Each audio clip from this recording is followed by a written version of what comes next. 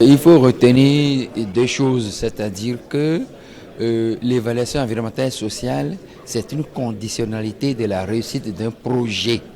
Si cette étape est biaisée ou bâclée, c'est que le projet sera un éléphant blanc, presque à coup sûr, tôt ou tard. Ce sera un éléphant blanc, c'est-à-dire les impacts seront mal gérés et on va se demander pourquoi on a fait ce projet.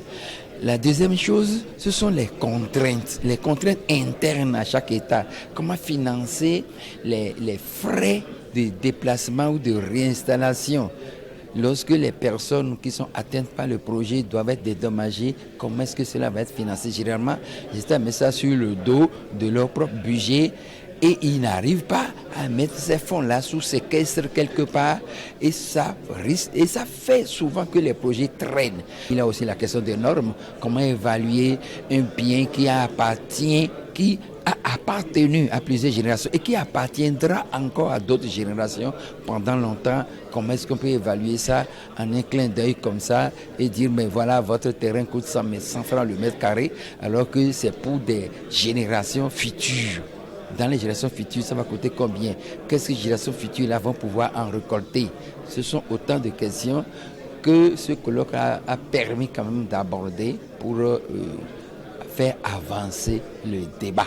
Étant donné l'importance de la thématique qui a été abordée, vous savez que vous prenez par exemple la plupart des pays africains, c'est des pays qui ont besoin de se développer à travers l'agriculture. Vous savez que jusque-là, c'est l'agriculture, c'est sur la terre que nous produisons aujourd'hui.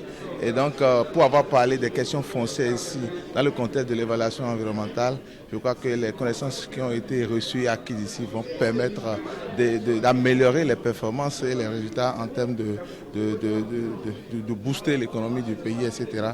Je crois que c'est très important et il est bien que ce genre de colloque que le Bénin reçoive de plus en plus ce genre de colloque. Ça va aider beaucoup plus les praticiens béninois à s'améliorer.